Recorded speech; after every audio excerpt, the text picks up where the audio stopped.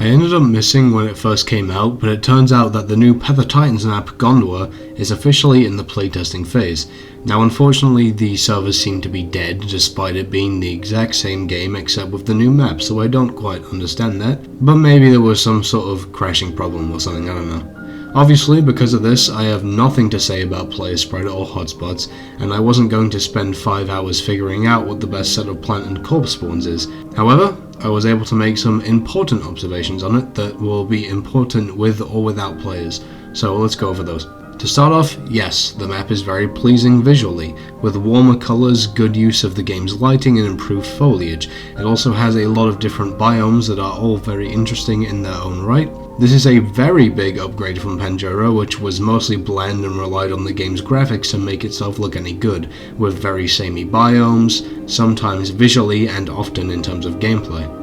Speaking of, in terms of gameplay, you might remember that I said that nothing plays differently in Pangera unless it's a massive drop. It's largely the fault of the dinosaurs and their mechanics, but Gondwa has done what is probably the best it can do as far as helping goes.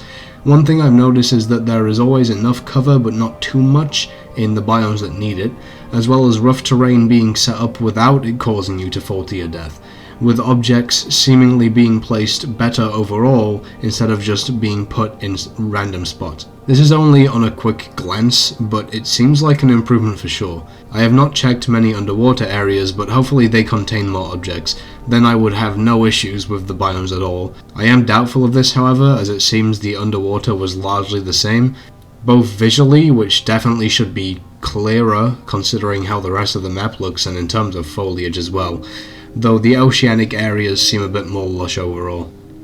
What I do have an issue with, however, is the fact that, once again, cliffs are everywhere, with very few ways to get around or down them without spending a lot of time or stamina doing so. I would honestly say it's worse than Pangera in this regard in most areas, and I didn't even explore the entire map.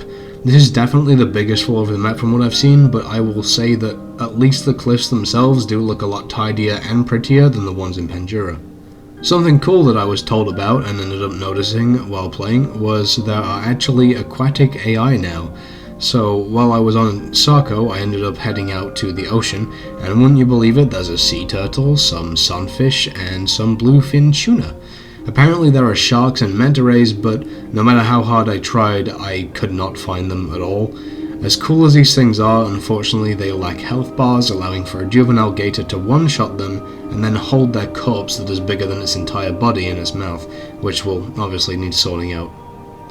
Overall, do I think it's an improvement? Yes. Do I think that the game is any good now? No.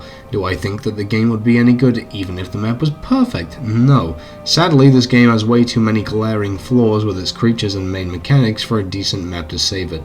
But at the end of the day, I'm just a guy online. If you like the game, that's fine, and if you like the new map, please let me know down in the comments below.